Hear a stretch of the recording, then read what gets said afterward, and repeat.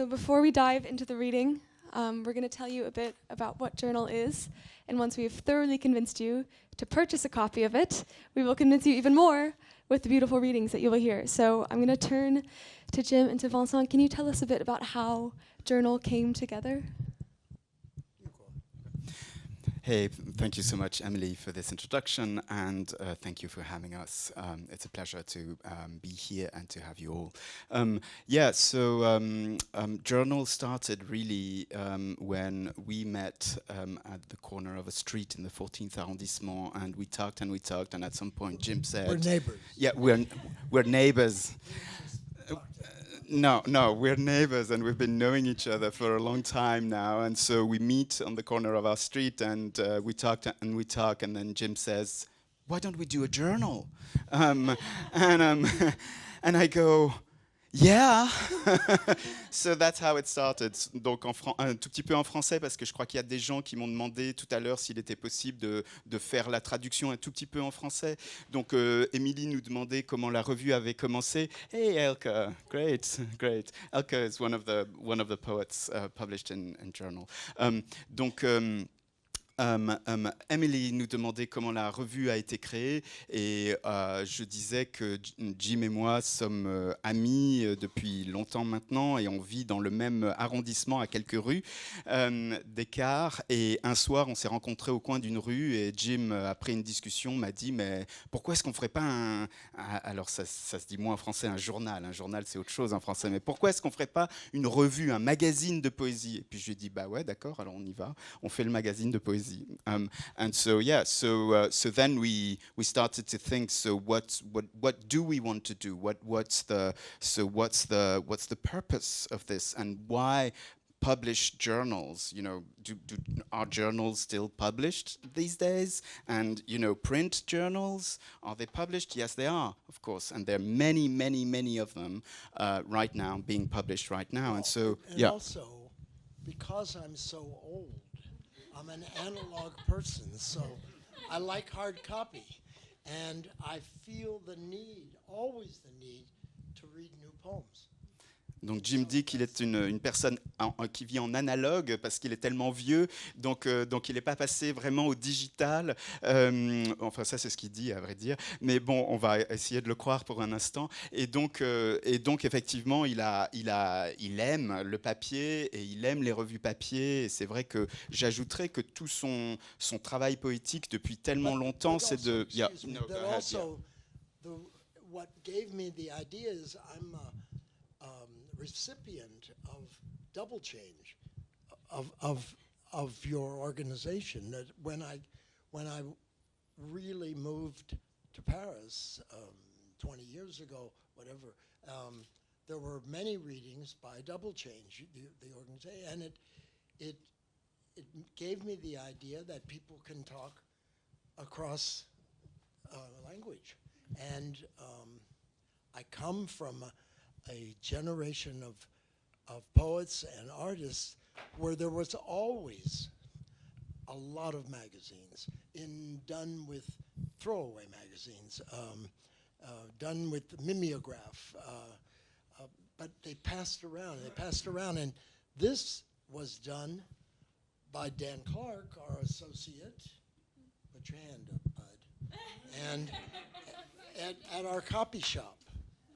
And it just shows that if the person at the coffee shop and this guy can get together, you get a quality product. Jim dit donc quand on s'est véritablement connus à travers Double Change, donc qui est ce collectif que j'anime depuis 2000 avec des amis qui s'excusent de ne pas pouvoir être là ce soir, mais en tous les cas on fait des lectures chaque soir. Il y avait une lecture hier soir par exemple. On fait des lectures chaque mois, et on réunit un poète français, un poète francophone et un poète anglophone, souvent états-unien. Et donc quand on s'est connus, Jim a pris conscience de ce travail qu'on faisait de dialogue entre les langues, et de travail même qui va au-delà de l'anglais et du français, qui est assez multilingue. Et donc pour lui, c'était tout à fait cohérent avec ce qu'il a toujours aimé, c'est-à-dire les dialogues, les conversations et notamment les conversations en poésie. Et il dit qu'il vient d'une génération de poètes, donc les poètes des années 60, 70, pour qui les revues étaient essentielles. Et à cette époque, dans les années 60-70, il y avait des revues, des petites revues qui étaient faites très très souvent. C'est la fameuse révolution miméographe de cette époque-là à New York et autres, des journaux qui étaient produits souvent avec absolument rien, 2 agrafes et des photocopies. Enfin, les photocopies, c'était pas encore ça, mais en tous les cas produits avec rien. Et donc c'est un peu dans cet esprit qu'on voulait faire journal. En fait, au départ, on s'est dit ça va être un zine, ça va être un truc là comme ça, on va l'agrafer et puis hop, il va être distribué. Et puis bon, on s'est pris au jeu et c'est devenu un magazine avec un peu plus de pages qu'on ne pensait, et puis etc. Et ce que Jim ajoutait, c'est qu'il a été produit donc par Dan Clarke, ici présent. La couverture est de Dan Clarke, et donc on l'a réalisé, on l'a imprimé chez un reprographe de quartier, Frag pour ne pas le nommer, et donc Jim disait mais si en fait Dan, je crois que je livre pas un grand secret, Dan, si je dis que tu ne maîtrisais pas InDesign avant septembre. Donc Dan a appris InDesign par des tutoriels. InDesign, donc c'est le logiciel de mise en page là, que tout le monde utilise. Il a maîtrisé ce logiciel en 2 mois et il a fait cette magnifique mise en page. Donc Jim disait, mais si un reprographe de quartier plus quelqu'un qui ne connaissait pas InDesign il n'y a même pas 6 mois arrive à produire ça, alors beaucoup de choses sont possibles. So voilà. So shall we hear some poetry? Let's get to the poems. Yeah, I'll just add one more thing, that what we wanted really is to create, like to further conversations that are already in the making, and also to create new conversations. So that's why we have an eclectic band of poets in the journal. Like that. Yeah, and it will always be That's like the that. point Yeah, the of point the of it journal. is that the poetics are really diverse, that you will hear Brazilian Portuguese tonight, you will hear Dutch, you will hear Persian, you will hear French and English, and maybe more, we'll see, invented languages maybe. But that's what the journal is about, to bring together different languages and different poetics that could talk to each other, because it seemed to us that it was urgent to create and to renew those conversations and the sense of a conversation. And I'll just say this in French maybe. Donc juste pour terminer, avant de passer à la lecture des poètes, pour nous, ce qui est important dans ce projet, qui est un projet aussi finalement assez pauvre dans un certain sens, c'est qu'on voulait poursuivre et aussi créer de nouvelles conversations poétiques, pas seulement entre l'Atlantique, là, pas seulement des 2 côtés de l'Atlantique, parce que cette conversation entre la France et les États-Unis, elle a eu lieu depuis le 19e siècle, elle est très très fertile, mais d'autres conversations doivent avoir lieu et ont lieu. Et donc, à notre modeste mesure, journal, c'est aussi un peu ça. C'est comment est-ce que tout à coup, une poétesse qui est brésilienne et française publie dans les 2 langues, comment ces langues cohabitent avec l'anglais, ou avec, comme Elke, qui est poétesse en Belgique, qui écrit à la fois néerlandais et français, comment est-ce que ces 2 langues coexistent, ou Ghazal, qui est iranienne, canadienne, anglaise, comment toutes ces langues coexistent, et créer des discussions aussi entre des poétiques qui sont très diverses et très différentes les unes des autres. Donc voilà, c'est le projet de journal, et Jim ajoute, c'est comme ça que les numéros suivants vont être. Voilà. So be prepared. So without further ado, we'll bring the poets up and I'll introduce them and then we'll get into the reading. So please go ahead, come up. Yeah.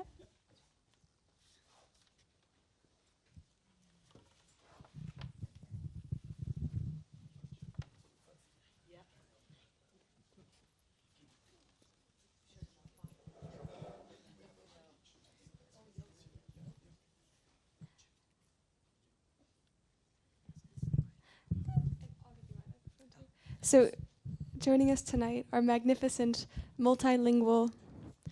Can you scoot your chair in a bit so you're visible? I'm sorry. Could you scoot your chair in? Yeah. our magnificent multilingual poets who are joining us tonight, who will be reading for us. Starting on this side, we have Elke de Rijcke, who is poet. Her bio is in French, so excuse my French. Elle est poète, traductrice de poésie de français en néerlandaise et micro-curatrice of the Living Library in Physical Poetics. Elle vient de publier Et puis soudain, il Carillon, selected 2005 to 2021, une anthologie qui présente un vaste aperçu de ces 5 livres de poésie existants. Elle est par ailleurs professeure d'art et de littérature aux écoles supérieures des arts Saint-Luc et à l'Air Bruxelles. Voilà, I tried. Next to Elke, we have Patricia Lavelle, née à Rio de Janeiro. Elle est poète, professeure de théorie littéraire à la PUC Rio et docteur en philosophie de l'EHESS. Publications récentes en poésie sont Bye Bye Babe et Sombras Langas. Next to Patricia, we have the wonderful Jim, who has already been introduced tonight. And next to Jim, we have Hugo Pernet, who is poète et plasticien. Il est né à Paris en 1983. Il vit actuellement à Dijon et il a publié plusieurs livres aux éditions Ficelle, séries discrètes et venues. Next to Hugo, we have Vincent, who we've already met tonight. And finally, we have the lovely Ghazal Mosadeq, who is a poet, editor, and translator. She is the founder of Peminar Press, an independent publisher of poetry, translation, hybrid, and critical writing. Her own work has been published by GAM Press, Prototype, Thomas, Litmus Press, Firmament, and Asymptote, among others. And she is a member of the editorial advisory board for the Journal of British and Irish Innovative Poetry. It is such a pleasure to have such a diverse array of poets with us tonight, and we are so excited to hear from you. So can we have a huge round of applause, please?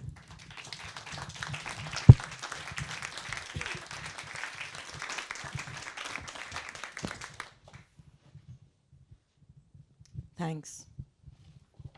Hi, Safa. So we're going to begin, and we wrote a text for this journal. It's part of a collaboration called Apologies Needed or Excuses Exigées.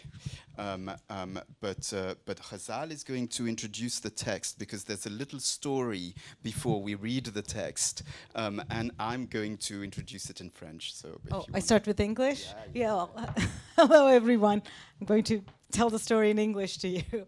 Well, Vincent and I sometimes collaborate in writing and translation. And the story of this text goes when a common friend of us just talked to Vincent, and I was present for 2 hours and got him to apologize for everything. You know those complainers that, you know, they pinpoint things and then you have to say, I know, I apologize, I apologize. So the day after, Vincent and I decided to write a long poem of apologies and apologize about whatever we've done and haven't done. And this is part of it. There's a longer project, but we thought for the collaborative writing, translation, and also writing in different languages, that would be a good example. I can say that you wrote in Persian as well. I read the Persian parts for you. Yeah. Donc ce texte qu'on a écrit pour Journal, c'est une collaboration. On collabore de temps à autre avec Ghazal. Et tout part de ce moment où une amie commune à nous, britannique, nous a poussé à nous excuser pour toutes les fautes de nos pays, donc pour nous excuser pour les Français qui ne parlent pas français, qui ne parlent pas anglais à Londres, et pour les Iraniens qui sont pas bien, vraiment pas bien. Donc on a commencé à s'excuser pendant toute la soirée avec cette amie britannique. Et puis le lendemain, Ghazal et moi, on s'est dit, ah ben, je crois que ce qu'il nous reste à faire, c'est un texte où on va vraiment s'excuser et on va le faire. Alors, comme elle disait, Vincent a écrit les parties en persan. Ouais, c'est tout à fait crédible. Donc, on va lire... And just to say that we improvise, so we're going to maybe jump into each other's sentences. Et on va lire d'abord plutôt anglais, et puis on lira le français après. On verra comment ça se passe. Our apologies are not just mere words, but rather a deep and sincere expression of our regret for our actions. I apologize for garlic. از سیر معذرت میخواهم. I apologize for garlic. I apologize for savon de Marseille. از صابون مارسی معذرت میخواهم. I apologize for the overwhelming smell of eggs in darugar shampoos in Iran during the 80s, and I'm sorry that even finding that shampoo was such a rarity during wartime. برای بوی گند تخم مرغ از شامپوی داروگر معذرت میخواهم و از این هم معذرت میخواهم که گاهی در زمان جنگ همان هم پیدا نمیشد. I apologize for French songs translated to English, such as My Way. من از ترانه‌های فرانسه به فارسی و انگلیسی برگردانده شدن معذرت میخوام. My Way مثلا.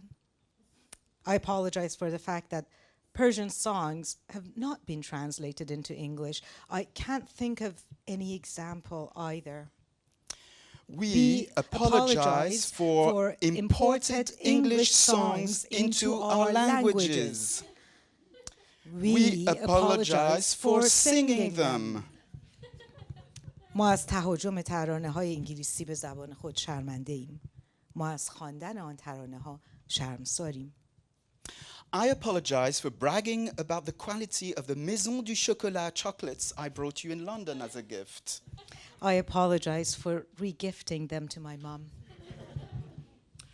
I apologize for saying that I've gained weight so much. I apologize for indulging in the guilt of self-deprecation, fishing when I complained I've gained so much weight. I apologize for not picking up on that or any other hints. I apologize for not being able to eat ice cream. Sorry, that was you. That was me, because you do eat ice cream. We have some people here who are like, they don't eat. I apologize for not being able to eat ice cream. I mean, I apologize for my inadequacy in realm of ice cream consuming. I apologize for eating and even devouring ice cream and chocolate, and again, for bringing the wrong gift. I apologize for bringing a gift, full stop. I apologize for not having a sweet tooth. معذرت میخواهم که طرفدار شیرینیجات نیستم. I apologize for having one. من معذرت میخواهم که خیلی هواخواهش هستم. I apologize for Louis Vuitton, Chanel, Yves Saint Laurent, Ferrero Rocher, although I think it's Swiss. I apologize for Dior, Hermès, Courrèges, Parabout, APC, Agnès B, Cartier, Boucheron, La Vache qui rit. I apologize for Carrefour.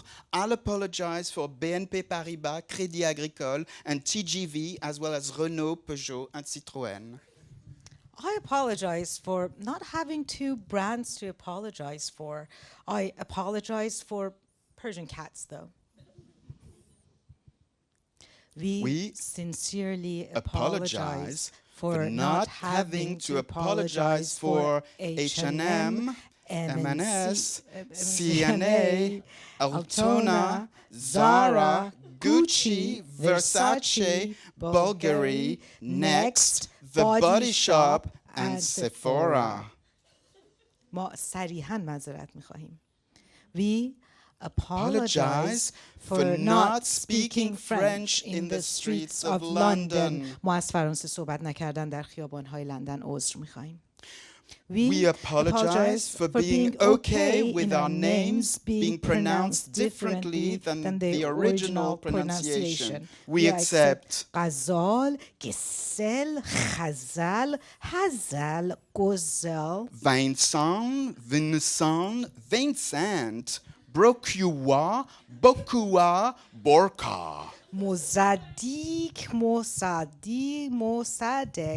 etc. and many more. ما از اینکه اسممان را در زبان انگلیسی بد تلفظ می‌کنند شرمنده ایم و عذرخواهی می‌کنیم. So now the French. There you go. Excuses exigées. Nos excuses ne sont pas de simples paroles en l'air, elles sont l'expression profonde et sincère de toutes nos actions regrettables. Je m'excuse pour l'ail. Je m'excuse pour l'ail. Yeah, you go for the French. Okay. Yes. I nod when you're doing. Okay, do the Persian. از سیر معذرت میخواهم. Je m'excuse pour l'ail. Je m'excuse pour le savon de Marseille. از صابون مارسی معذرت میخواهم. Je m'excuse pour l'odeur puissante d'œufs dans les shampoings d'Aguar en Iran dans les années 80 et je suis désolé qu'il ait été si difficile de les trouver pendant la guerre. برای بوی گزنده تخم‌مرغ از شامپوهای داروگر معذرت میخواهم و از این هم معذرت میخواهم که گاهی در زمان جنگ آن هم پیدا نمیشه. Je m'excuse pour les chansons françaises traduites en anglais comme My Way, comme d'habitude. Je m'excuse pour les chansons persanes traduites ou plutôt non traduites en anglais. من از ترانه‌های فارسی به انگلیسی برگردانده شده معذرت میخواهم. همین My Way, Comme d'habitude مثلا as a song though. من از ترانه‌های فارسی به انگلیسی ترجمه نشده معذرت میخواهم. مثالی هم خاطرم نیست. Nous nous excusons pour les chansons anglaises importées dans nos langues. Nous nous excusons de les avoir chantées et de les chanter encore. ما از تهاجم ترانه‌های فارسی انگلیسی به زبان خودمان شرمنده ایم. ما از خواندن آن ترانه‌ها شرمساریم. Je m'excuse d'avoir vanté la qualité des chocolats de la maison du chocolat que je t'ai apporté à Londres en cadeau. هر کی فارسی میدونه من الان در جا دارم ترجمه میکنم ولی من معذرت میخوام برای مزون دو شکلات که آوردم به لندن برای غزل. Je suis désolé de les avoir offerts à ma mère. معذرت میخوام که آن را هدیه دادم به مادرم. باورم نمیشه این قسمتش رو ترجمه نکرده بودی. Je m'excuse d'avoir dit que j'avais pris autant de poids. Je m'excuse de ne pas avoir immédiatement nié que tu avais pris du poids. Je m'excuse de m'être sentie maladroite. معذرت میخوام که خودم رو لوس کردم، راجع به وزنم و اینا صحبت کردم و منم معذرت میخوام که متوجه نشدم تمام این نکات رو. Je m'excuse de ne pas avoir réagi à tout cela et à toutes les autres petites allusions. Je m'excuse de ne pas être capable de manger de la glace.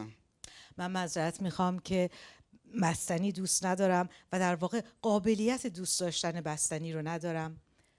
و از قول ونسان من معذرت میخوام برای اینکه خیلی بستنی دوست دارم و به عنوان هدیه‌ام به همه میدم. Je m'excuse d'avoir un appétit féroce pour la glace et le chocolat et je m'excuse à nouveau d'avoir apporté le mauvais cadeau. D'ailleurs, je m'excuse d'avoir apporté un cadeau tout court. Je m'excuse de ne pas aimer le sucré. Je m'excuse d'aimer le sucré. معذرت میخوام که طرفدار شیرینیجات نیستم. من معذرت میخوام که خیلی هواخواهش هستم. Je m'excuse pour Louis Vuitton, Chanel, Yves Saint Laurent, Ferrero Rocher d'Or, même si je pense que c'est une marque suisse. Je m'excuse pour Dior, pour Hermès, Courrèges, Parabout, APC, Agnès B, Cartier, Boucheron, La Vache qui rit. Je m'excuse pour Carrefour, je m'excuse pour BNP Paribas, le Crédit Agricole, pour le TGV, pour Renault, Peugeot et Citroën. من معذرت میخواهم از همه برندهایی که گفته شد و من معذرت میخواهم که این برندهای زیادی نیست که من راجع به آنها معذرت بخوام. از گربه ایرانی معذرت میخواهم مثلا. Je m'excuse de ne pas avoir beaucoup de marques pour lesquelles m'excuser. Nous nous excusons et nous présentons nos plus sincères excuses de ne pas avoir à nous excuser pour H&M, M et S, C et A, Altona, Zara, Gucci, Versace, Bulgari, Next, Le Body Shop et Sephora. ما صریحاً از همه این برندها معذرت میخوایم. Nous nous excusons de ne pas parler français dans les rues de Londres. Nous nous excusons d'accepter que nos noms soient prononcés différemment de leur prononciation d'origine. Nous acceptons ما از فرانسه صحبت نکردن در خیابان‌های لندن عذرخواهی میکنیم. Ghazal, Gazelle, Ghazal, Ghazal, Gozelle, Vincent, Vincent, Broqua, Borka, Mosadeq, Maotzadik, etc. et bien d'autres encore.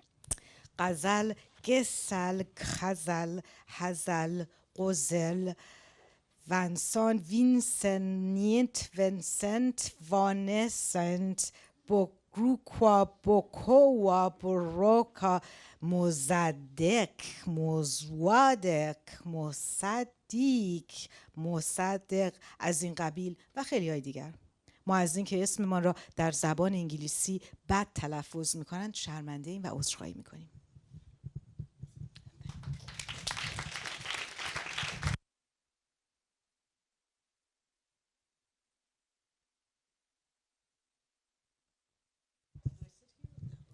Bonsoir. Merci beaucoup de l'invitation. Je me rappelle que nous avons commencé à discuter à cause de la pluie, non, dans le marché de la poésie. Ouais, c'est formidable. Je suis absolument enchantée de l'invitation et d'avoir participé à un si beau projet. Vraiment, ça me touche beaucoup. Surtout que donc j'ai tout un livre autour de cette question de plurilinguisme. Ça, j'ai apporté. C'est le deuxième, en fait, qui est sorti au Brésil. Et bon, je suis en train de les traduire en français. C'est un livre plus autour de l'image, donc avec des ekphrasis. Je n'ai pas donné les images pour un journal, après j'ai regretté. Mais bon, dans le livre, il y a les images correspondantes. En fait, c'est un livre qui a été fait beaucoup pendant les confinements. Donc, c'est aussi des écrans, ces images. C'est des expositions, mais c'est aussi beaucoup des écrans.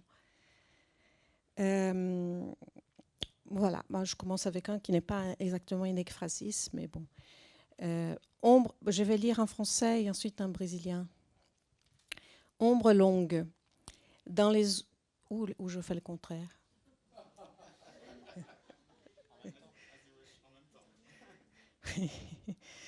Non, parce que si je lis en français après en brésilien, vous n'allez pas faire attention. Oui, ok, on va faire comme ça. Dans les ombres qu'un foyer lumineux, ça s'appelle Ombre longue, c'est les titres du recueil, Sombres longas. Dans les ombres qu'un foyer lumineux projette sur les parois d'une caverne, Platon a projeté l'image du savoir illusoire des images. Les midis est l'heure lucide, l'heure de la rigueur vigoureuse, pensait Nietzsche, sans l'ombre d'un doute. Mais il y a des vérités qui survivent à l'ombre, celles qui œuvrent dans les décombres, et comme les ombres s'allongent quand décline l'angle d'incidence de la lumière.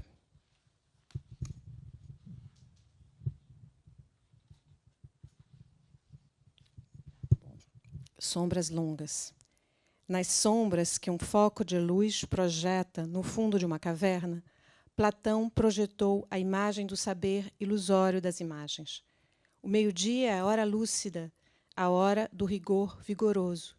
Pensava Nietzsche, sem a sombra de uma dúvida. Mas certas verdades sobrevivem à sombra. São elas que obram nas sobras e, como sombras, se alongam quando declina o ângulo de incidência da luz. Voilà. Donc ensuite, merci. Je vais lire au moins encore un, L'origine du monde.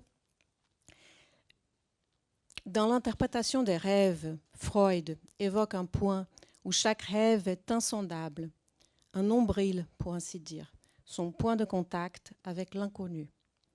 Sur le plafond de la chapelle Sixtine, l'origine est une image conforme au canon le plus conservateur du rêve qui assimile création et créature à deux figures masculines. Cette image-ressemblance fut même déjà contestée. S'il est vrai qu'une image peut contester une autre image par analogie et inversion, mais dans la fresque de Michelangelo, un point reste ouvert à l'insondable. Sur le ventre de l'homme, il est bien visible, mais aussi sous la tunique blanche de Dieu, la transparence sombre d'un creux surprend. Vertex, vortex, vertige d'une autre origine. Cicatrice de la liaison avec un mythe plus antique, au point de contact avec ce qui, dans la représentation de toute origine, a un vague air de famille, bien que de soi-même inconscient, avec un certain tableau de Courbet. Ce qui intrigue dans l'image de Dieu, c'est son nombril.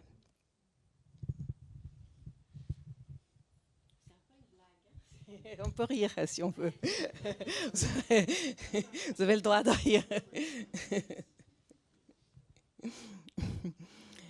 Na interpretação dos sonhos, Freud evoca ponto onde todo sonho é insondável, umbigo, por assim dizer, seu ponto de contato com o desconhecido. No teto da Capela Sistina, a origem é uma imagem, conforme aos cânones mais conservadores do sonho que assimila criação e criatura em duas figuras masculinas.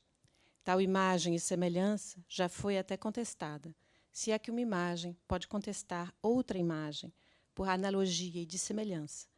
Mas no afresco de Michelangelo, um ponto permanece aberto ao insondável.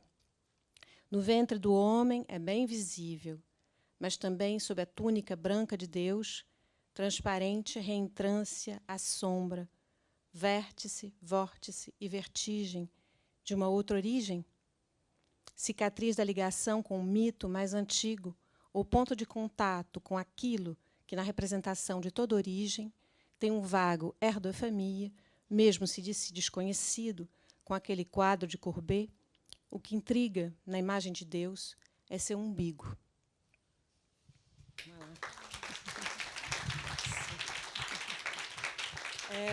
Est-ce que je lis encore un ou c'est bon? Les tableaux, vous reconnaissez, évidemment. Hein, il y en a d'autres. Bon, je ne sais quoi. C'est vraiment les titres en portugais renvoient en fait à cette expression qui est une expression française du XVIIIe siècle, n'est-ce pas? Les je ne sais quoi. C'est un truc d'esthétique. Voilà. Les anciens croyaient que les ombres survivaient au corps, mais se confondaient anonymes dans l'Hadès. Élisabeth Vigée-Lebrun a vécu au siècle des Lumières. Elle connaissait l'histoire de la fille grecque sans nom qui traça les premiers portraits autour de l'ombre de l'aimé, mais elle pouvait se fier à son renom. On comprend qu'elle a tracé ses propres traits dans d'innombrables autoportraits. De l'incessant mouvement de la série infinie des visages, elle fixa des contours inversés dans une vertigineuse investigation de ce je ne sais quoi, indéniable, ineffable, l'ombre invisible de soi-même dans le reflet du corps en mutation. Cela renvoie à deux autoportraits d'Elisabeth Vigée-Lebrun qui sont indiqués dans la revue. Il y en a d'autres, elle a fait pas mal d'autoportraits, en fait. Bom, je vais lire em português. Não sei o quê. Os antigos acreditavam que as sombras sobreviviam aos corpos, mas se confundiam anônimas no Hades. Elisabeth Vigée-Lebrun viveu no declínio do século das luzes. Ela conhecia a história da moça sem nome, que traçou o primeiro retrato em torno da sombra do amado, mas confiava em seu próprio renome. Compreende-se que tenha traçado os próprios traços em inúmeros autorretratos. Do incessante movimento, da série infinita de rostos, fixou contornos invertidos, numa vertiginosa investigação desse não sei o quê, inegável, inefável, a sombra invisível de si mesma, nos reflexos do corpo em mutação. Voilà. Merci. Merci de votre écoute.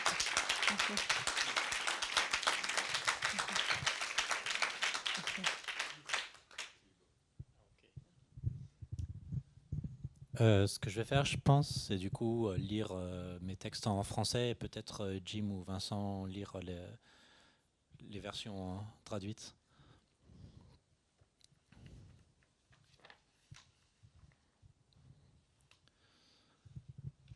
La poésie n'est pas faite pour raconter des histoires,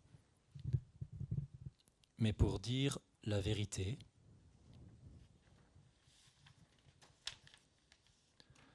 C'est la vérité. La vérité, c'est que la poésie, avant de devenir ce qu'elle est aujourd'hui, de la purée de betterave, était à la fois la chanson et le roman.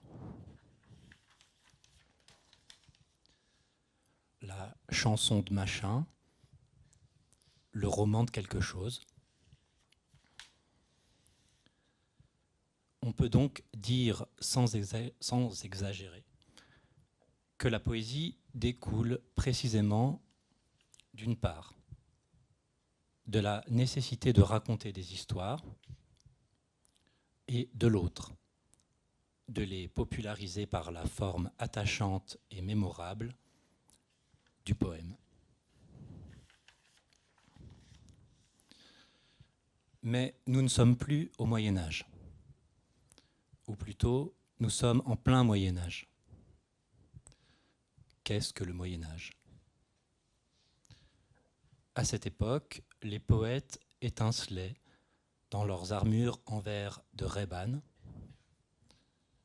et les princesses envoyaient des drones pour les abattre, car elles savaient à la fois l'art de la guerre et celui de la poésie. Qu'est-ce que la poésie ? Un truc à la fois moins populaire qu'une chanson et moins lisible qu'un roman, tout en étant plus prétentieux que les deux.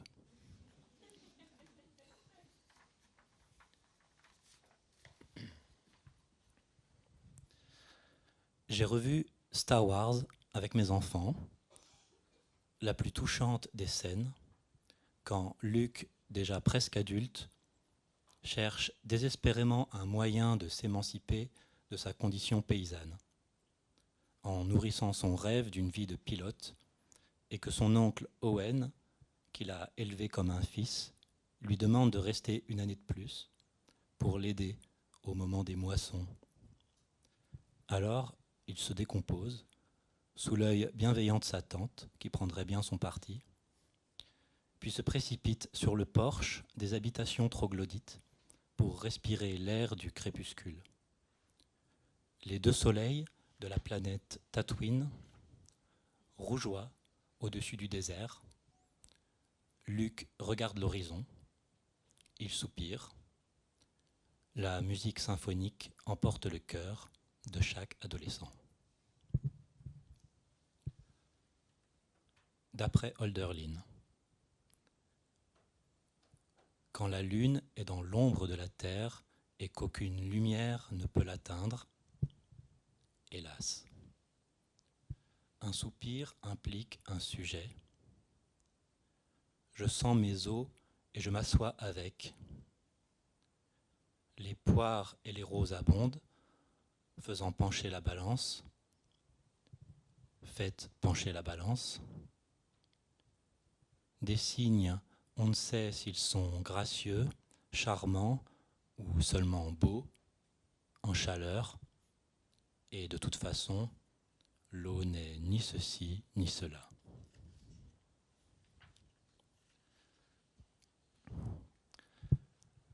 Emmanuel, c'est un poète. Un oiseau lui pourrit la vie. Il l'empêche de dormir toute la nuit. En plus, il chante comme une casserole. L'auteur n'est pas très objectif. Le lendemain, il écrit un poème pour se venger, en faisant exprès d'utiliser des métaphores désagréables pour rendre ça plus tangible. Il le compare à un âne et tout. Ensuite, c'est moi qui parle. Je trouve que tangible, ça ressemble à Tanger. C'est une ville au Maroc où Emmanuel a grandi et où il est retourné vivre après. Et là-bas, en hiver, il y a les étourneaux qui arrivent depuis le nord de l'Europe. Ils font du bordel, ils chient partout, ils se réveillent hyper tôt. Lui, il essaie d'écrire une lettre. Il est obligé de dire qu'ils font chier à la fin. Le soir, quand la demi-lune commence à poindre au-dessus des toits, les hirondelles volent si haut dans le ciel qu'on les distingue à peine. On entend leurs cris joyeux. Serons-nous, comme elles, souples et insaisissables, ou au contraire, figés dans l'air transparent et le bleu qui s'assombrit? Certaines plongent comme des X-Wings dans la tranchée de l'étoile noire, entre les deux rangées de façades, décrivant des figures au croisement du patinage, du skateboard et de la calligraphie. D'autres tournoient jusqu'à l'ivresse, en altitude, d'un battement d'ailes changent de direction et planent quelques instants librement dans l'espace.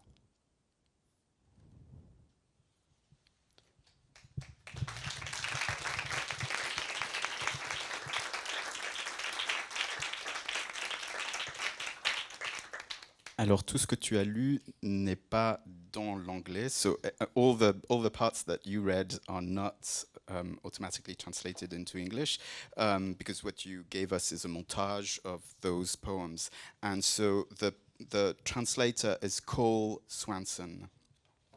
And also a poet in the magazine. Yeah, also a poet in the magazine and a friend. Poetry is not about telling stories, but about telling the truth. It is the truth. The truth is that poetry, before becoming what it is today, beetroot puree, was both song and romance.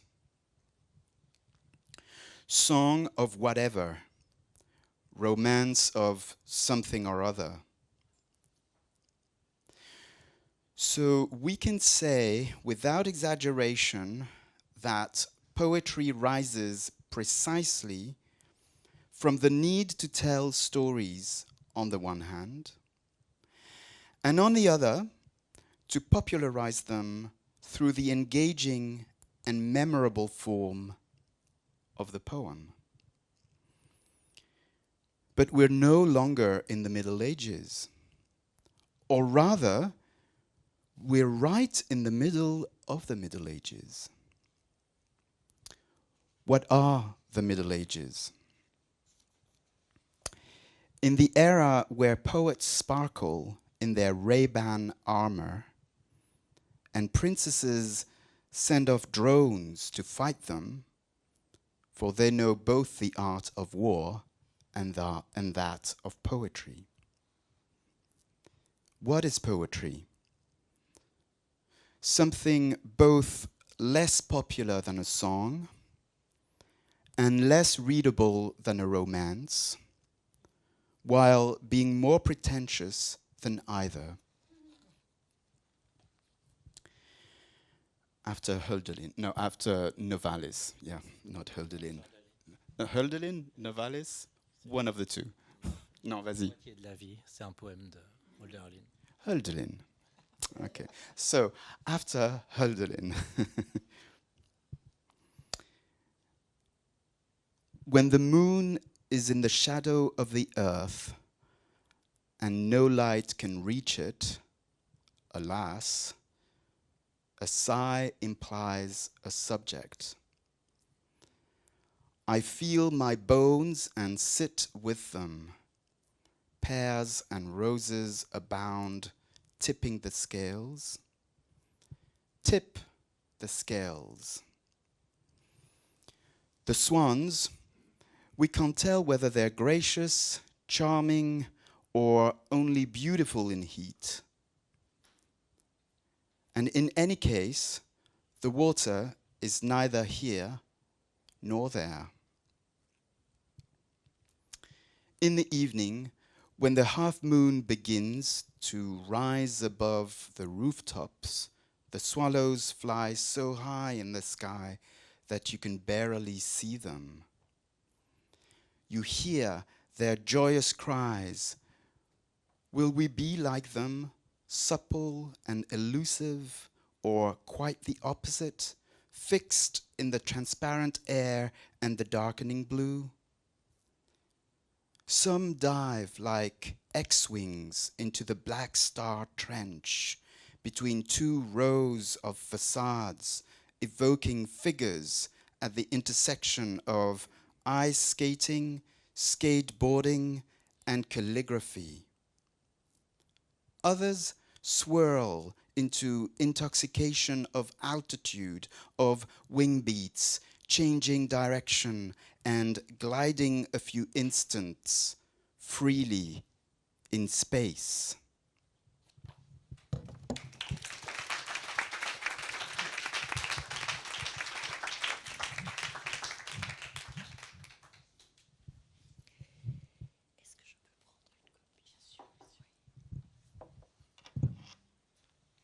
Elke de Rijcke.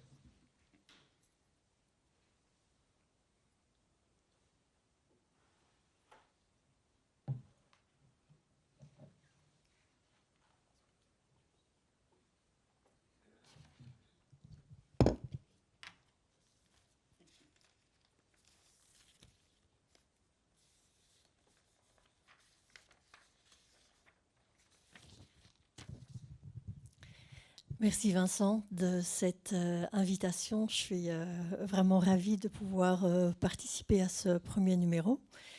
Voilà, je vais commencer en français. Je vais vous lire aujourd'hui 2 poèmes d'un livre voilà, que je viens de terminer, qui s'intitule Paradisiaca, un lac opéra. Paradisiaca, Lake Opera. Et donc le livre a été écrit en réalité en 2 langues. C'est-à-dire que donc, le livre existe en français et en néerlandais, mais pas comme une traduction, mais en fait les 2 langues sont chacune créatrice de l'autre. Voilà, donc je vous dis, donc j'ai commencé par un poème en français que après j'ai traduit en néerlandais, mais en le rendant en fait encore différent en néerlandais. Revenant au premier poème en français, ça a changé le poème en français, etc. Donc dans une circulation où les 2 langues sont co-créatrices et donc créent réellement un livre organique jusqu'à ce qu'un certain point où j'arrête le processus. 2 poèmes donc en français et en néerlandais viennent d'être publiés dans ce premier numéro.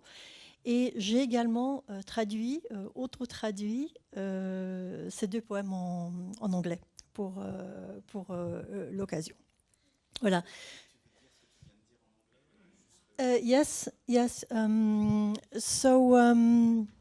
Well, what I explained is that that book, Paradisiaca, like parts of paradise that are left.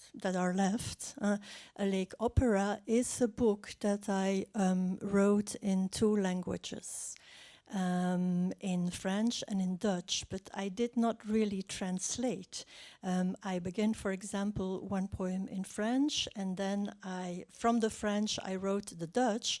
But the Dutch, I made it more Dutch, more specifically Dutch. And then I returned to the French, which was a different poem from the Dutch. So the Dutch version made the French version to a different poem. And so both poems, French and Dutch, were like influencing each other. And yes, till a certain moment that I stopped the process and then had the 2 poems. So it's not a proper translation, but it's a co-creation. The 2 languages are like co-creating each other on the level of the vocabulary, on the level of the syntax too. So the French is made like a different French, and the Dutch is made like a different Dutch. And so the poems that are published here in the first number of Journal are 2 poems in French and their Dutch version. I won't say translation. And then I made kind of auto-translation. I'm not an English translator, but I'm a translator from Dutch to French. But I made some tentative to translation into English. I will...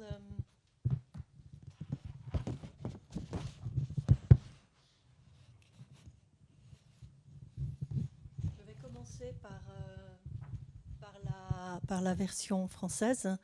Le livre est donc un livre qui traite d'un lieu magnifique en Europe qui est très peu connu, qui est le lac de Constance. Le lac de Constance, qui est le lac en fait des 4 pays, donc en fait qui a une frontière en Allemagne, en Autriche, en Suisse et une partie du Liechtenstein. Présage. Brume, où le lac se referme sur des collines à obscurité de sapins. Beauté broyante près des rivages après la pluie, d'un gris saturnin, jamais chagrin du ciel qui miroite l'eau. Et l'eau, le ciel, mais plus obscurément, au ralenti, réfraction plus lente. Suspension du temps qui dérive en échouement, propulse vers un point à nuage blanc fumé, nuage noir crépusculaire. Présage que presque personne ne sait lire. À ciel orange, l'eau de ce pays nocturne s'embrase, pays de toutes les couleurs qui roule bleu pourpre dans la nuit et survole le lac. À l'aube, décollera tellement au nord-est qu'il ne peut qu'être orienté vers le sud-ouest. Pays du Levant qui absorbe l'explosion solaire et se lève lentement de la nacre résurrectionnelle. C'était l'âme près de Bothman qui parlait.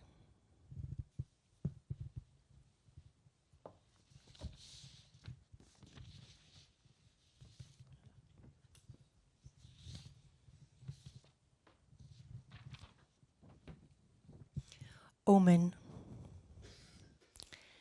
Mists where the lake closes in over fir tree darkened hills. Crushing beauty near the shore after the rain of saturnine, grey, never sorrowful sky, shimmering water, and water shimmering sky, but more obscurely in slow motion, slower refraction. Suspension of time drifting aground propels towards a point of smoky white clouds, black twilight clouds, omen that almost no one can read. Orange sky, the water of this nocturnal land is ablaze. Land of many colors, rolling crimson blue in the night and flies over the lake. At dawn, will take off so far northeast that it can only point to the southwest. Land of the rising sun absorbs the solar radiation explosion, emerging slowly from the mother of pearl, resurrectional. It was the soul near Bothman who was talking here.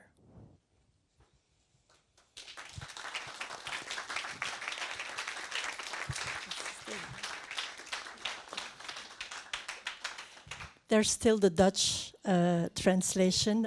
Just one more and I stop. In fact, there were two poems, but I will stop after the Dutch translation. So you had the French version, the English version. Now I will read the Dutch. No, it's okay. No.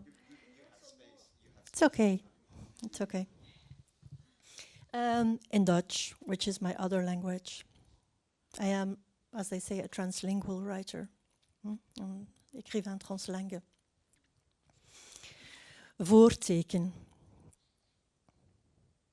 Nevels, waar het meer zich sluit, op heuvels vol loof en sparrenduister.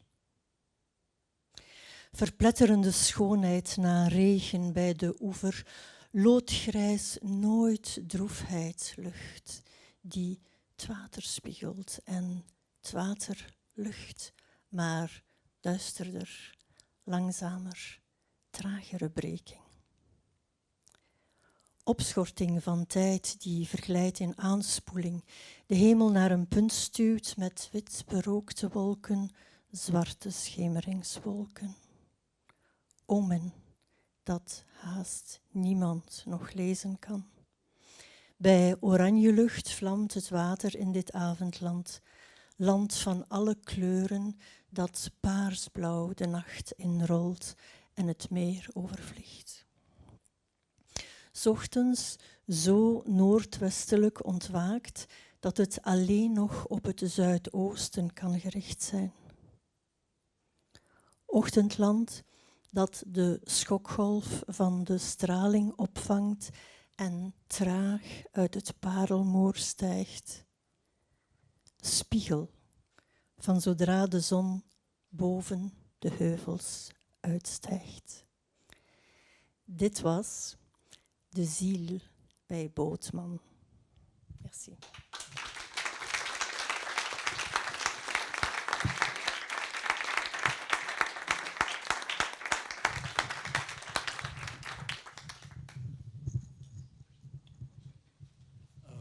Most people know me as a painter, but in fact, I've been a poet for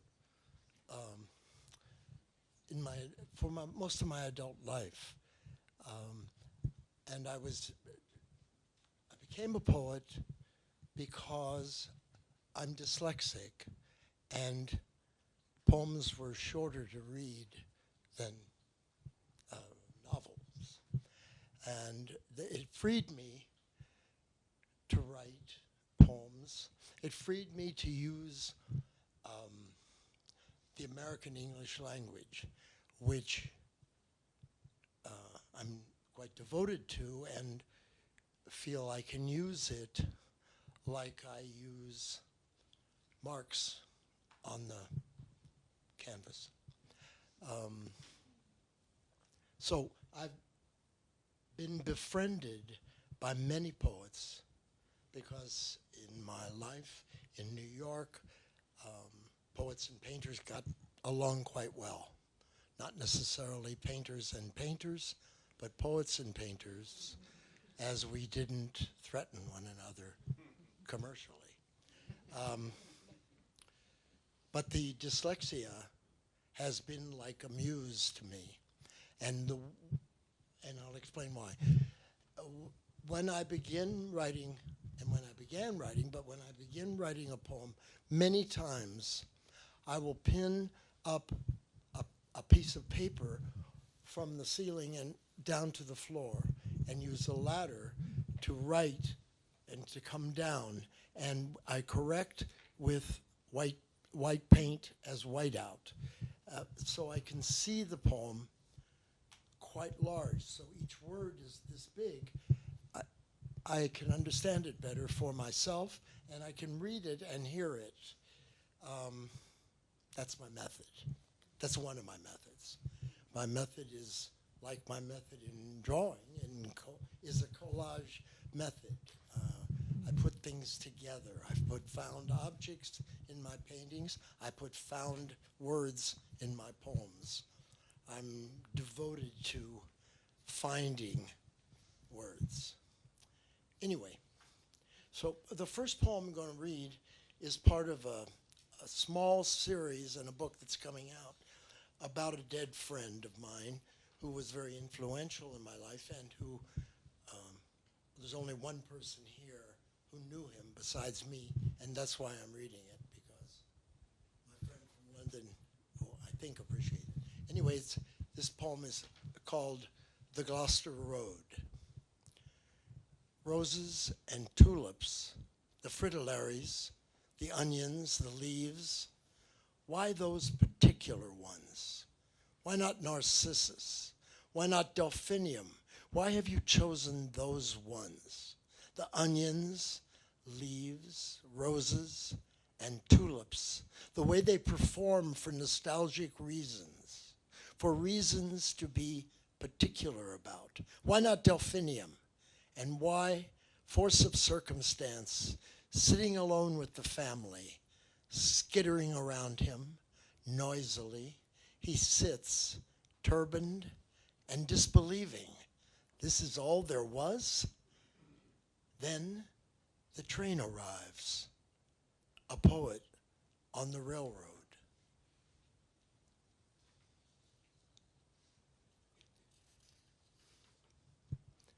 The poem's called A Beautiful Day with Cats.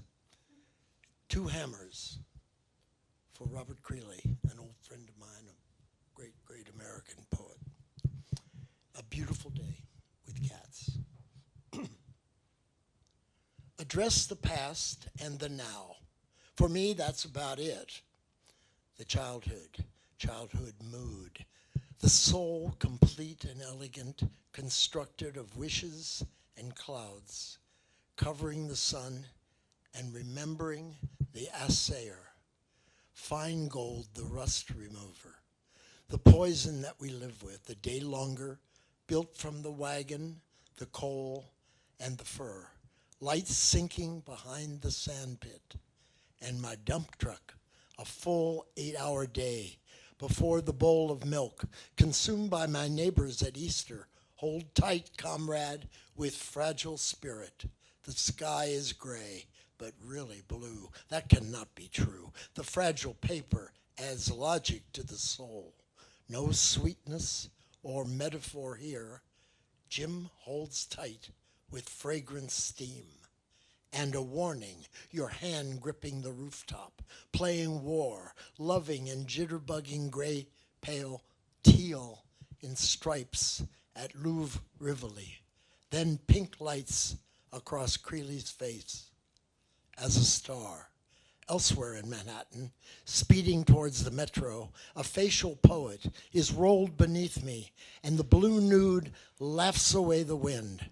I dream of the mills and Buddha for supper, the death of offal, the texture of the body.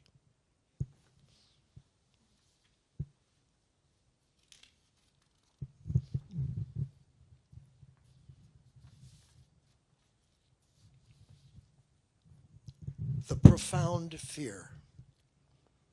The profound fear always, there's nothing new, it's just the end of nothingness. And yet, it's probably not nothing, nor the end, as words just light the clouds on a funny field of black. All life's been seeing the beautiful gray. What is it? It's a shaft of wheat harvested or cut, not Brahms' cello, not green grass, robin redbreast bobbing his head for worms. Mother talking to me, robin redbreast, backyard watch from the window of my room, robin pecking and gathering worms. In other words, the universe is expanding. No need to imagine it, you can see it, and proving outside of the Milky Way is stardust, big boy. The boy we called crazy, chasing us through the hall of poison ivy, this 6-year-old ranger, riding with his merry band up over the hill from Town Street to the sand pit. You know, where the maids walk from the bus stop. Mother works at insane asylum. We called him crazy. The likes of you who caught me staring at your lumpish self. When you see him move gracefully, time stands still.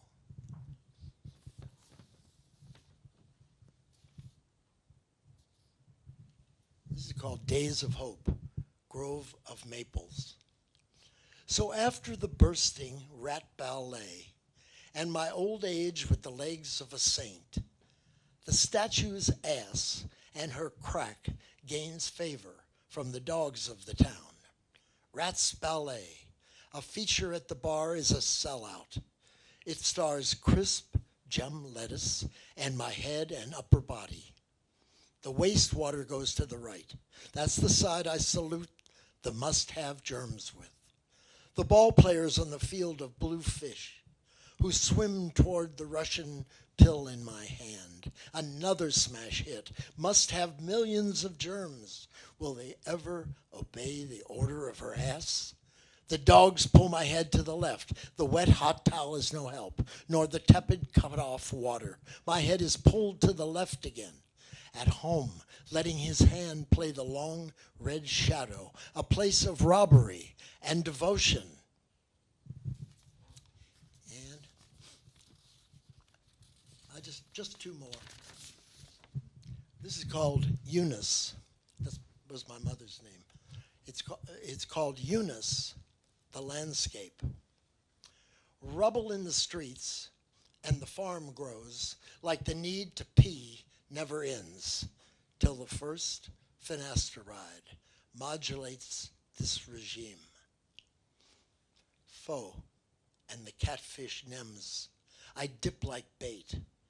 A brush to deposit energy, cellulose and vinyl mixed, the starter. The gesture becomes real and very thick, as if there's no soot in the world. Air movies are like they were. 2 Chinese plates, all blue and white. Yellow sacred enzymes. Why does the sun bother us? I wipe my hands on my pants and call up Mr. Paget for answers to my silly Christian questions. I play the dumb yid, and it works, only sort of. There's something worn out in Berkeley. The glass is tired. The window's cloudy. They need a good wipe. Faux, collegial, and kind. And the last poem.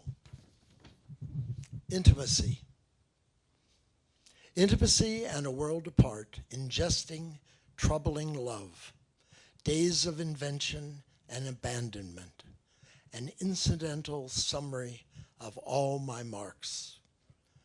My, oh my, how years have whizzed by, although I never supposed they stood still. They're always moving like the big iron locomotive, so chock full of everyday energy constantly. An interesting blanket of intelligence, a rich voice, and accessing the high library of human song. I trust my eyes will give me the Venetian chorale, so abstract in its use of iron tools and copper tubing. My color has no light, just itself as a unique object. The head with teeth makes me laugh from my balls to my toes. He goes with his banjo, spreading joy, and then, too old to laugh so hard, at 60-liter trash bags full of dogs troubling love and abandonment. A world apart, not eaten by the knowledge that is left over, or the hollow door to draw on. Thanks.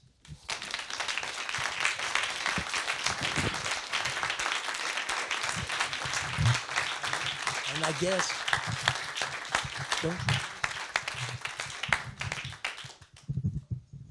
So we'll turn it to an audience Q&A shortly. I think before we do that, I'd just like to give the poets here an opportunity to maybe respond to one another, to what you heard tonight. As this was the first time that we heard these different poems brought together in conversation, if anyone has any remarks they'd like to share or questions they'd like to ask their fellow poets before we open it up to everyone else, reach for a mic. Genre des commentaires. Remarks on what you heard. Thoughts, comments, concerns.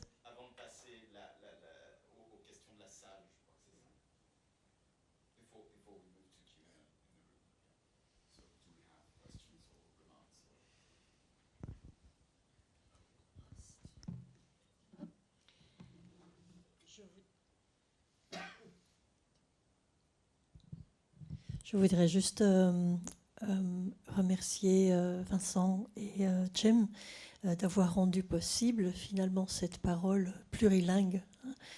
C'était vraiment une très belle expérience. So I wanted to thank Jim and Vincent for having made possible that the plurilingual word has been able to be spoken and circulating between us. Thank you. it's a pleasure, really. Really a pleasure.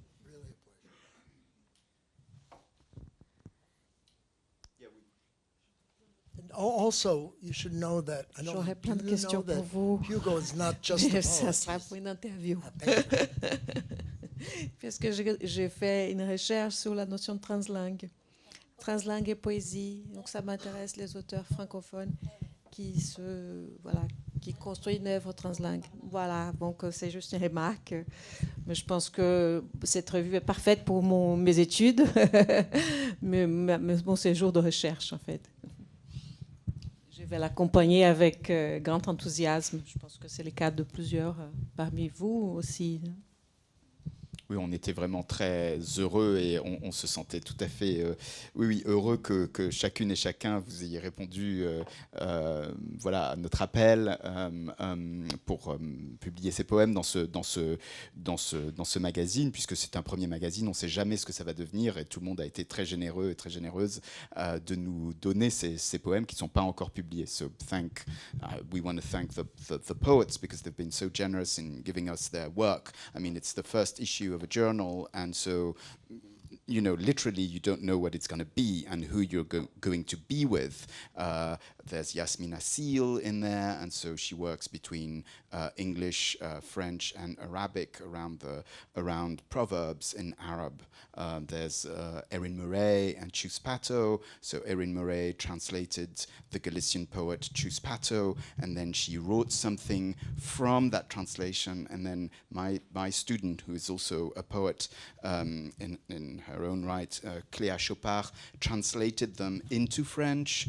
There's Ron Padgett, there's Liliane Giraudon, who gave us an extremely visual poem to begin with, curled from her carnet d'orthographe. So Liliane, if you hear us, then thanks for giving us this first text, which begins with A.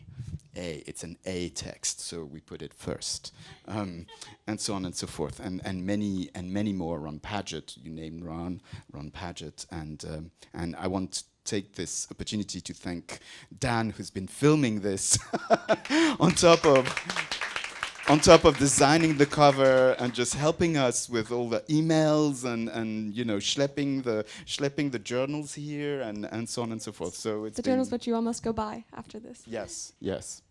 But thanks. So we'll turn to the audience now. So raise your hand if you have a question. We'll start with our in-person audience, and if we have time, we'll be open to Zoom questions as well. Raise your hand very high, and I will bring you the microphone.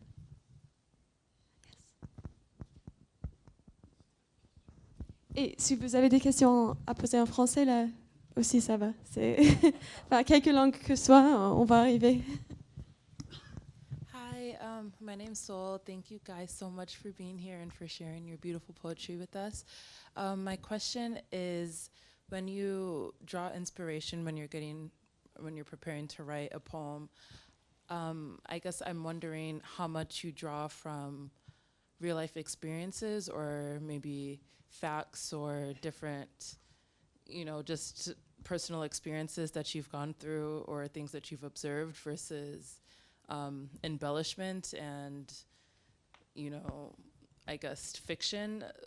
Can you just maybe tell the difference between where your inspiration comes from in terms of things that you observe and personal experiences versus what is embellished of your poetry?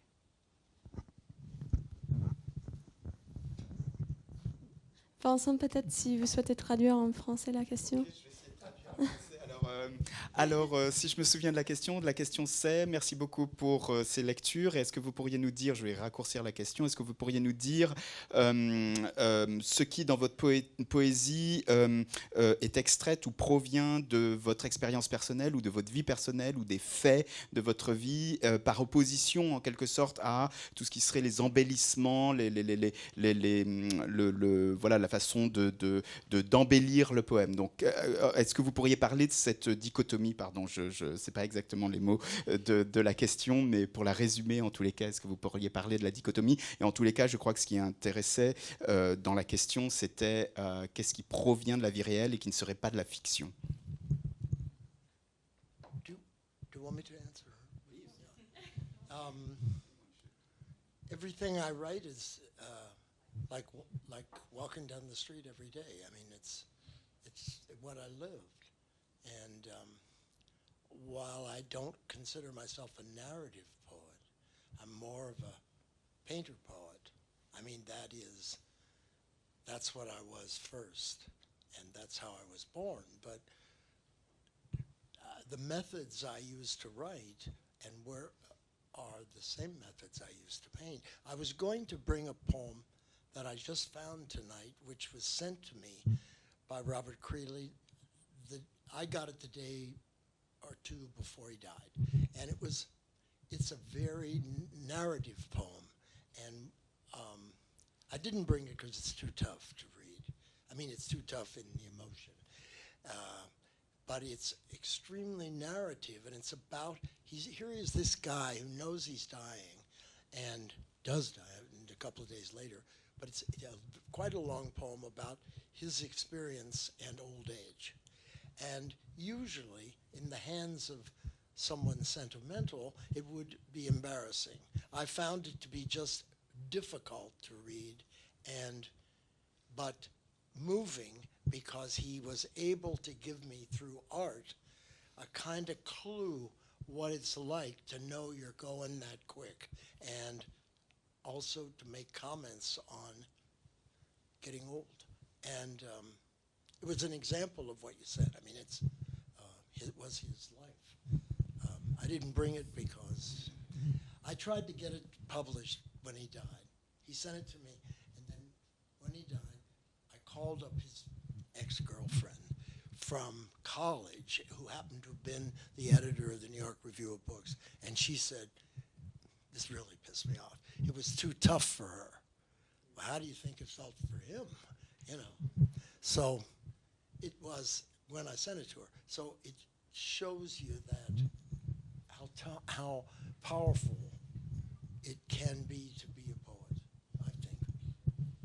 Alors pour résumer, donc tout ce qu'il écrit provient de la façon de son expérience, la façon dont il marche dans la rue chaque jour, et puis il traite les mots comme un peintre, puisqu'il dit qu'il était d'abord peintre-poète, et c'est comme ça qu'il est. Et puis il avait voulu pour aujourd'hui apporter un poème de Robert Creeley, donc l'un des grands poètes états-uniens, qui était un ami de Jim, mais finalement il s'est dit que ce poème était peut-être dur émotionnellement, trop chargé émotionnellement, puisque Creeley écrit quelques jours avant sa mort ce poème sur cette expérience de la mort qui vient. Et donc pour Jim, c'était vraiment ça lui a appris des choses précisément sur qu'est-ce qu'on fait qu'est-ce que c'est que aborder la mort si rapidement, et qu'est-ce que c'est qu'écrire ces émotions-là et ces sentiments-là. Et donc, il voulait, après que Creeley était mort, il voulait le faire publier ce poème dans la New York Review of Books, c'est ça, mais la personne lui a répondu que ce poème était trop fort pour être publié, et donc ce poème n'a jamais été publié, mais c'est pour dire la force que les poèmes peuvent avoir, et la force, la charge finalement de la façon dont la vie quotidienne rentre dans le poème, et la charge du poème et la force des poètes. I'd love to hear as well, perhaps Vincent and Ghazal, you'd like to respond to this question, since you had a lovely anecdote to begin your poem, and it seemed to draw from experience. Sure, yes, but I just need to ask your name, the friend who asked the question.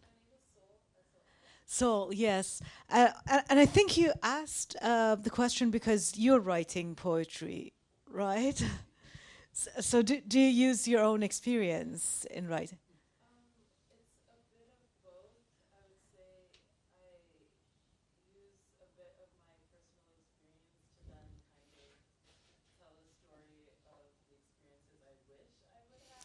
Yeah. Something similar to that. So I was just wondering if you guys had a similar experience. I think for me too, or for the people who read today, I assume that would be the same. We should ask Hugo, who wrote about reality and philosophy, but these are real in our lives, and we experience philosophy as well in a humorous way, or in a toughest way possible. So yes, for me also, very much like yourself, is a combination of daily life, my readings, my experiences, conversations with other people, and yeah, as is, I think, for all of us, as those conversations or the poetry that I read is also part of day-to-day life. So yeah, they happen that way.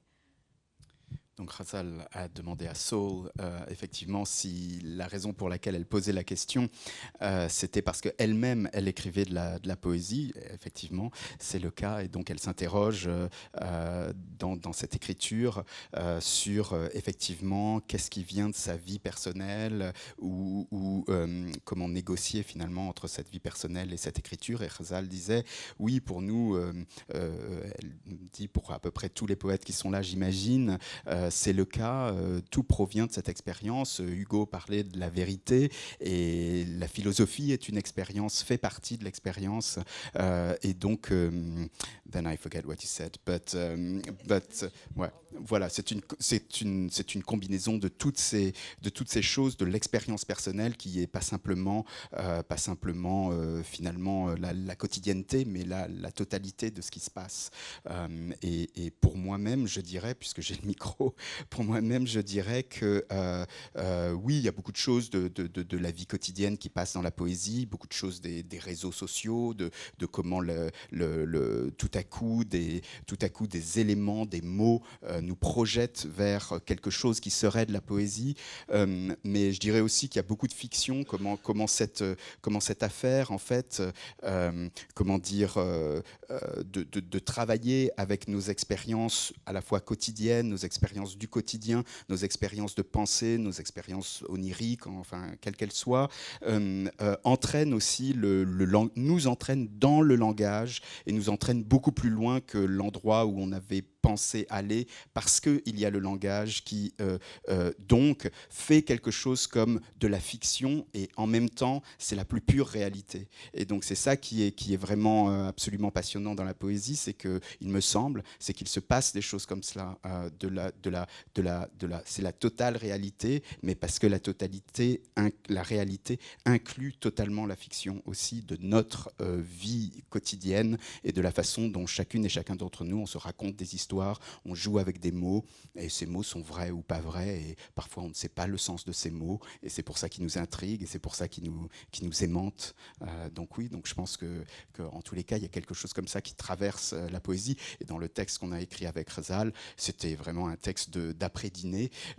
Donc c'est aussi un texte un peu de circonstance, un texte aussi un peu amusant que nous sommes mis à écrire pour cette circonstance.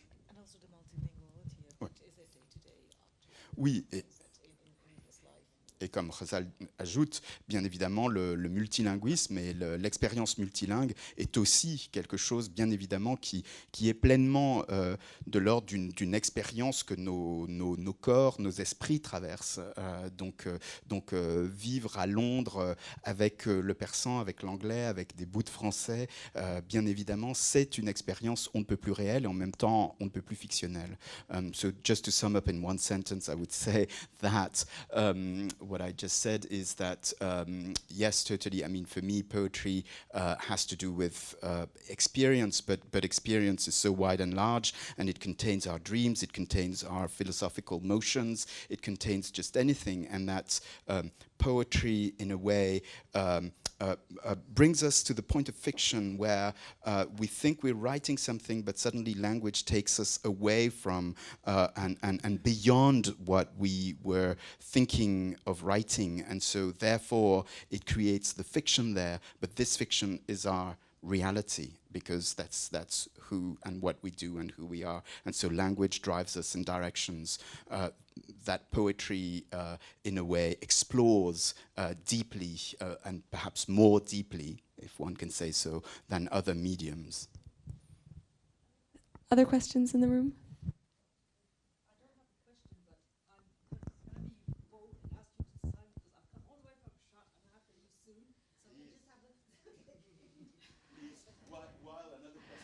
Yes, I saw.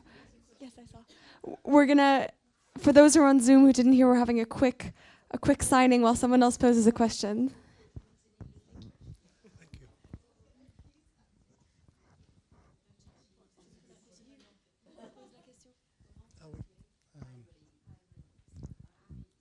Well, thank you.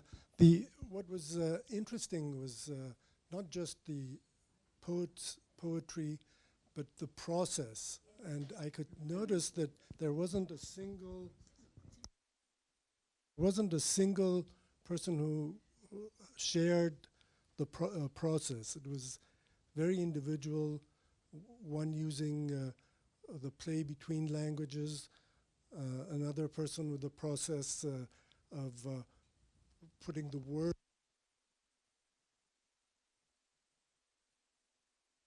So, so the question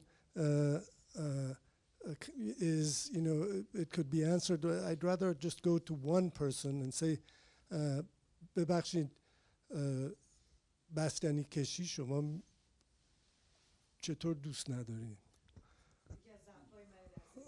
مادرم هم ناراحته از این موضوع ولی دیگه دوست ندارم دیگه. This was a I apologized for not liking ice cream because he cannot believe that I don't like ice cream. And I said, my mother and grandmother were also in disbelief that they had ice cream eating competitions. And I just look at them, yeah. That could explain it, but for an Iranian, it's against Iranianness. Iranianness. Ice cream is a very, delicious. It's hard to imagine either Persian nougats or not being liked. Oh yeah, and they are Turkic Azeri as well. So yeah, they eat nougat as well. No, not me. Oui, la question c'était, c'est pas simplement, ce qui était intéressant, c'est pas simplement les textes qui étaient lus, mais c'était aussi les différents processus d'écriture qui étaient différents d'une poète à l'autre. Et ensuite, il y a eu la question en persan que je vais vous traduire avec grande autorité et qui est que ce monsieur ne pouvait pas croire que Ghazal n'aimait pas la glace. C'est ce qu'elle dit dans le texte qu'on a partagé. Elle s'excuse de ne pas aimer la glace, la crème glacée. Et donc, ce monsieur lui disait, mais c'est tellement pas iranien. Et donc, pour traduire Ghazal aussi, donc ce que tu as dit en persan, là encore, j'ai toute l'autorité pour traduire, donc je le fais. Eh bien, elle disait, oui, effectivement, ça n'est pas du tout typique de ce qui se passe en Iran. Et donc, effectivement, on aime beaucoup la glace en Iran. Voilà ce qui a été dit, la substance totale et entière de cette langue que je maîtrise parfaitement. That's my claim to be special. Have something unique. Do you have other questions in the room?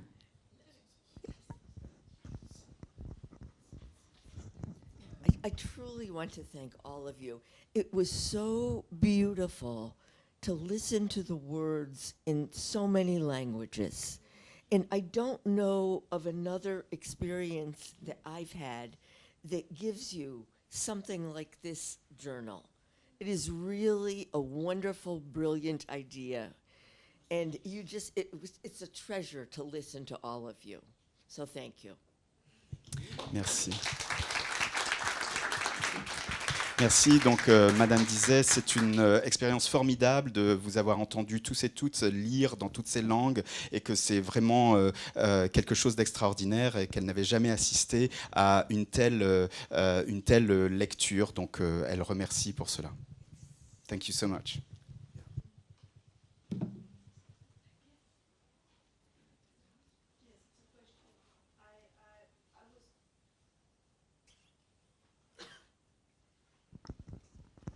I was very intrigued by the lady from Netherlands as well, the French at Franco-Netherlands, Elke, because she really raised this really big question of mirroring and improving the language once you actually translate, because then you have to change the original language too. And I was wondering if any of you, all of you as well, have had this sort of experience when you were working on your poems in different languages.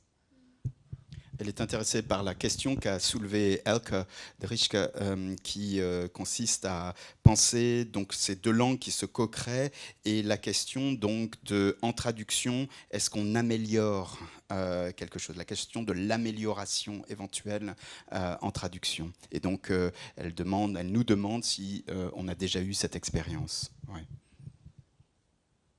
I certainly had that experience, and right now I'm writing a project called Shifty Translation, la traduction louche ou la traduction déplacée, et qui sont toutes ces...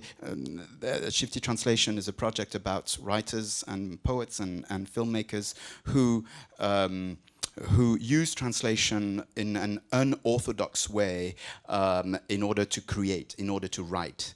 So that's what I'm doing, and of course I also do it myself. I write shifty, you can hear it any way you want, shifty translations, donc oui, c'est certainement quelque chose qui me traverse très souvent, et en ce moment donc je fais ce projet qui s'appelle Traduction louche, traduction déplacée, traduction trouble, qui est un projet sur les poètes, les cinéastes, etc., qui utilisent la traduction de manière non orthodoxe comme façon d'écrire. Et bien évidemment, mon travail d'écriture a aussi à voir avec ça. En fait, c'est une question qui me parle de près, parce que mon premier recueil s'appelait Bye Bye Babel. Il a à voir avec le fait que j'ai passé beaucoup de temps à vivre en France en écrivant en français de la prose théorique. C'est mon métier. Et donc j'écrivais de la prose théorique, j'écris longuement et tout. Et j'ai passé longtemps sans écrire dans ma propre langue. Donc, quand j'ai commencé à vouloir écrire dans ma propre langue, c'est là qu'est m'est venue l'idée d'écrire de la poésie, chose que j'avais faite quand j'étais jeune, mais sans aucune prétention de devenir poète. C'est venu un projet. Donc, ce projet, il a à voir avec les problèmes du plurilinguisme. C'est-à-dire, je pense, et c'est une hypothèse, que la poésie a quelque chose à voir avec les frictions qui se trouvent dans les espaces de la traduction, c'est-à-dire même de la traduction intralangagière. Quand on traduit dans la même langue, on dit autrement. C'est-à-dire, je pense que c'est une hypothèse de travail, c'est une réflexion. Je pense que, personnellement, c'est-à-dire, j'ai dû écrire tous ces livres en portugais avec beaucoup de mots français et avec des poèmes qui sont venus dans les deux langues et tout ça. Et après, j'ai écrit beaucoup de poèmes en français que je n'ai pas pu traduire en portugais. Donc, le recueil qui est sorti en France, il a toute une partie de traduction sans original. Ce sont des traductions, mais elles n'ont pas d'original. Je n'arrive pas à les traduire en portugais parce que j'aurais besoin de certains éléments qui sont que dans le français et du fait même de ma position par rapport à cette langue. C'est pas que ce soit impossible de les traduire. Non, c'est jamais impossible de traduire. On peut toujours traduire. Mais je pense qu'il y a plusieurs modulations, cette question. Non, il y a plusieurs formes. Et je pense que, si j'ai bien compris, votre travail a à voir avec les variations qu'on crée quand on traduit. Donc, on traduit vers une langue et puis ensuite vers l'autre.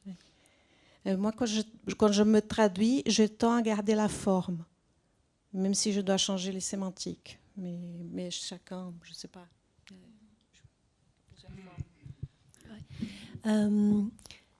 I think it's not only the question of embellishment, it's the question of opening the language up to another language and like importing the strangeness of that other language into like the first language you're working in. So it's a way, I think, of defying the language and of trying to be,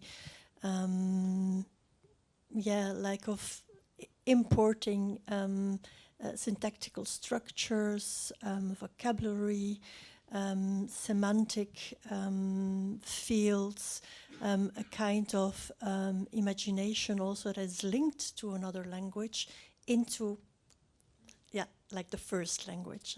In my case, for example, for Paradisiaca, it was all those things linked to the Dutch who came into the French. And then when I was working from the French to the Dutch, the same. So that there was like cross-fertilization, which is a biological term, but then applied to those two languages.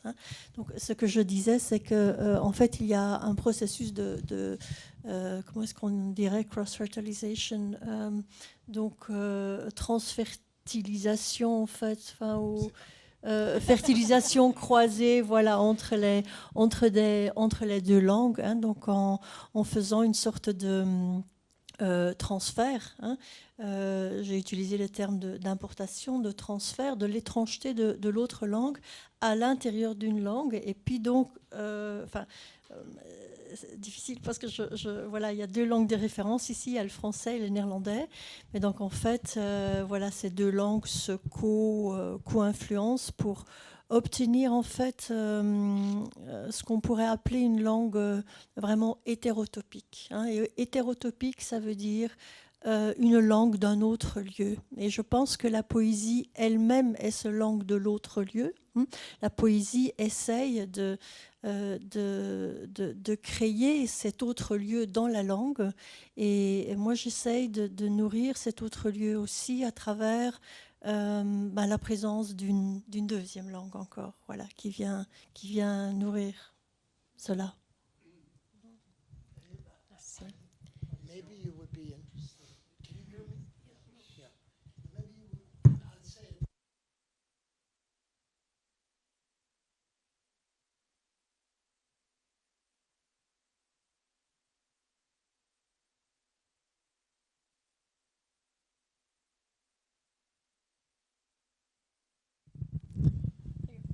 Anyway, I came upon a few years ago. I came upon a book of the letters of Claude Lévi-Strauss to his parents in the 30s, and I don't speak French, but I used the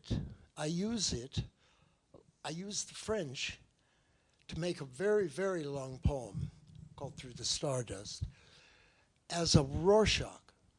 The French words. So I reacted to everything I read. I reacted almost, visually, and thought that there were things I wanted to say in the letters of Claude Lévi-Strauss that I had no idea what he was saying, but I do. And I got a long poem out of it. I particularly understood it when I read the English biography on the dust jacket, which helped me. But it's another method. I used my not being able to speak French in a very positive way for myself, like a found object. So, it's hands across the sea, but I take what I can. Can we have a final round of applause for the wonderful poets that we heard tonight?